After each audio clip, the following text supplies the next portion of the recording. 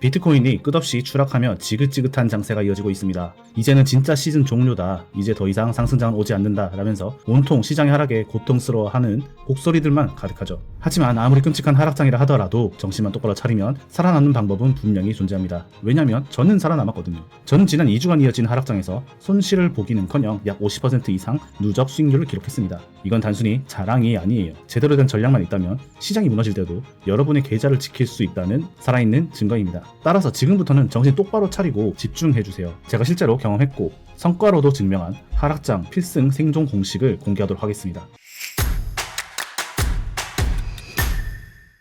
안녕하세요, BK입니다. 저는 약 2달 전 비트코인은 고점이 나왔다라는 영상을 올린 적이 있습니다. 당시에는 온갖 비난과 조롱에 시달렸었지만 2달이 지난 지금의 결과는 여러분들이 보신 그대로죠. 많은 분들께서 비트코인이 매일같이 폭락하는데 아직 희망을 가져도 되냐, 지금이라도 물린 코인들 잘라내고 탈출을 해야 되는 거 아니냐, 이런 질문들을 주고 계신데 어차피 누구에게 물어봐도 정답은 없습니다. 하지만 한 가지는 분명하죠. 미래를 예측할 수는 없지만 차분히 기회를 노리며 그 기회를 잡을 때까지 살아남는 투자자들에게는 반드시 역전의 기회가 왔다는 겁니다. 그래서 저는 오늘 영상에서 감정적 호소와 바람이 아닌 데이터로, 즉 희망이 아닌 구체적인 전략으로 여러분들의 자산을 지키는 방법을 알려드릴 거예요. 자, 오늘 다룰 내용은 정확하게 5가지입니다. 첫 번째, 하락의 근거 차트 분석. 두 번째, 하락의 근거 차트 외적인 요소. 세 번째, 단기 바닥은 어디인지. 네 번째, 1% 불장의 가능성. 이 5가지만 제대로 이해하셔도 다른 투자자들이 패닉셀로 손실을 확정할 때 여러분들은 냉정하게 자산을 방어할 수 있을 겁니다. 일단 방어를 먼저 하고 기회를 기다려 보자고요. 자, 먼저 큰 시계열에서 주봉 차트부터 보겠습니다. 우린 여기서 가장 먼저 추세선을 하나 그어볼 수가 있습니다. 저 같은 경우에는 이런 추세선을 하나 그어 놨었는데요. 작년 8월부터 이어지는 상승 추세선이 되겠습니다. 이 선은 절대 단순한 선이 아니에요.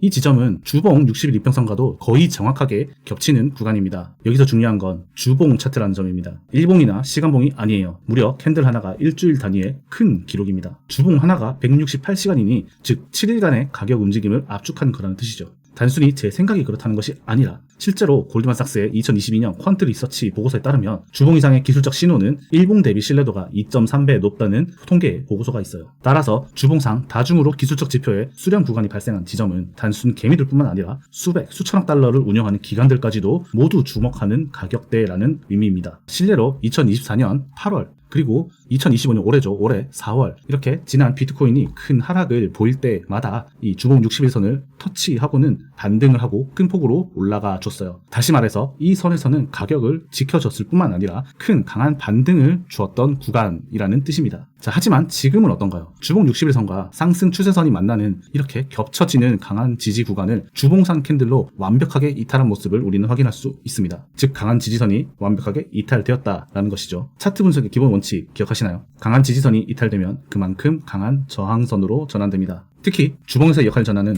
그 지속 시간도 깁니다. 평균적으로 6에서 12주 정도 저항선으로 작용을 했었고요. 이 말은 즉 앞으로 최소 한 달 반에서 석 달 가는 해당 구간을 뚫기가 굉장히 어렵다는 뜻이 되겠죠. 자, 또 하나 많은 분들이 알지만 주의 깊게 보지 않는 추세를 파악하는 가장 확실하고 검증된 방법이 있습니다. 바로 다우 이론이죠. 자, 비트코인은 지금까지 고점을 계속 높이고 저점도 계속 높이는 건강한 상승을 해왔습니다. 1번 고점, 2번 고점, 3번 고점 순으로 상승이 이어졌죠. 그리고 저점 역시 1번 저점, 2번 저점, 3번 저점이 이어졌습니다. 하지만 이번 저점은 명확한 로우, 즉 더 낮은 저점이 나왔습니다. 다우 이론에서 추세 전환의 첫 신호가 바로 이건데요. 직전 저점을 하회하는 순간 상승 추세는 의심받기 시작합니다. 그렇다면 이 추세를 계속 이어가기 위해서는 다시 한번 하이하이 고점이 나와줘야 되는데 지금 구간에서부터 고점이 다시 나오기 위해서는 최소 35% 이상의 상승이 필요한 상황입니다. 이게 현실적으로 가능할까요? 차트 분석을 떠나 매크로적인 흐름이라도 좋으면 어느 정도 희망을 걸어보겠는데 현재는 외부적 상황도 그리 녹록지는 않은 상황입니다. 차트 분석 외에도 돈의 흐름을 좀 살펴보자면 비트코인이 2022년부터 현재까지 3년간이나 상승할 수 있었던 이유는 결국 ETF 승인과 함께 기관에서 막대한 자금이 들어왔기 때문입니다. ETF 승인 이후 블랙록, 피델리티, 그레스케일 등등 네로라 하는 거대 기관들에서 수조 원의 유동성이 유입이 되었습니다. 실제로 블룸버그 인텔리전스 데이터를 보면은 2024년 1월부터 8월까지 비트코인 ETF로만 180억 달러가 순유입이 되었어요. 이게 얼마나 큰 돈이냐면 같은 기간 금 ETF 유입액의 3배가 넘는 돈입니다. 하지만 역설적이게도 지금은 그들이 계속 비트코인을 팔고 있는 상황입니다. 블랙록만 하더라도 최근 한 달간 3천억 원 이상의 순유출이죠. 더 중요한 건 이게 단순한 차익 실현에 끝나는 게 아닌 것 같습니다. JP모건 최근 리포트에 보면은 기관 투자자들의 암호화폐 배분 비중이 3분기 대비 1.2%나 감소했다라고 나와요. 이건 포트폴리오 전략 자체가 바뀌고 있다는 신호입니다. 다들 아시겠지만 블랙록, 피델리티 이런 거대 운용사는 하버드, 예일, MIT 등등 아이비리그 출신 수재들이 모인 거, 세계 최고의 데이터와 시스템을 무장한 곳이에요. 그들이 지금 미친 듯이 팔고 있다는 뜻입니다. 우리 같은 개미 투자자들이 아무리 가자를 외쳐도 이 거대 자본이 하루에도 수천 개씩 비트코인을 팔아대면 당해낼 재간이 없다는 겁니다. 자, 한편 그렇다면 하락이 발생하더라도 어디까지 떨어질 건지 미리 시나리오를 준비할 필요도 있겠는데요. 저는 단기 바닥을 볼 때 CME 갭을 많이 보는 편입니다. CME는 아시다시피 시카고 상품 거래소입니다. 연간 거래량이 1000조 원이 넘는 곳이죠. CME는 주말에는 쉽니다. 토요일 오전 6시에 닫고 월요일 오전 7시에 열려요. 하지만 비트코인이 24시간 움직이죠. 그래서 이 사이의 가격 차이, 즉 갭이라는 게 발생을 합니다. 그리고 실제로 2020년 이후 생긴 CME 갭 127개 중 무려 121개가 다시 메워진 상태예요. 즉 CME 갭은 발생을 한다면 다시 메워질 확률이 무려 95.3%라는 겁니다. 현재 가장 큰 갭은 92,000달러입니다. 현재 여기 구간이죠. 따라서 여기까지는 갭을 메우기 위해서 떨어질 가능성이 높습니다. 현재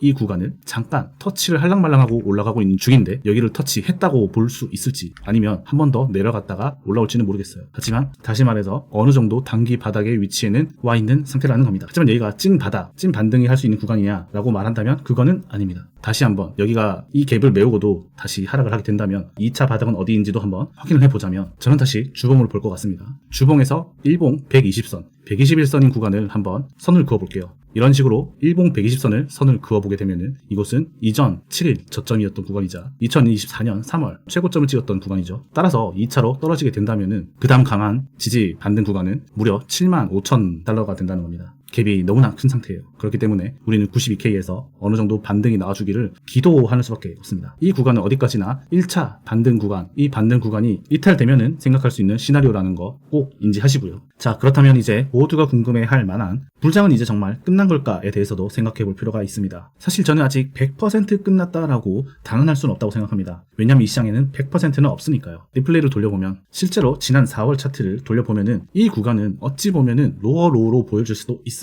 그리고 이때도 시장 분위기는 모두가 끝났다라는 분위기가 더 컸었어요. 시장 공포지수는 극도의 공포이기도 했었고요. 하지만 V자 반등으로 이렇게 다시 상승 추세를 이어갔던 것을 알 수 있습니다. 따라서 불장이 오려면 반드시 해당 조건들이 선행이 되어야 됩니다. 첫 번째, 주봉 61선 안으로 다시 들어오는 반등, 즉 99,000에서 10만 불 안으로 다시 빠르게 강력하게 돌파를 해줄 것. 그리고 둘째, 단순히 윗꼬리만 남기는 것이 아니라 주봉 종가가 여기서 마감을 해야 되고 일봉상으로 보더라도 여기까지 상승을 한 후에 차트가 최소한 여기서 머무르면서 횡보하고 머무르다가 상승을 해줄 것. 그리고 마지막으로 이 정고점을 다시 넘기면서 하이어 하이를 갱신할 것이에요. 물론 지금 상황에서 기대하기가 어려운 것이 팩트입니다. 하지만 시장은 언제나 예측을 벗어나기 때문에 완전히 불가능한 일은 아니에요. 자, 그런데 맨 처음 서론에서 말씀드렸듯 언제까지나 희망 고문에 젖어서 이 희박한 확률만 믿고 있을 수만은 없습니다. 진짜 생존하는 트레이더는 희망에 기대지 않습니다. 냉정하게 확률을 계산하고 플랜 A, B를 준비를 해야 되는 거예요.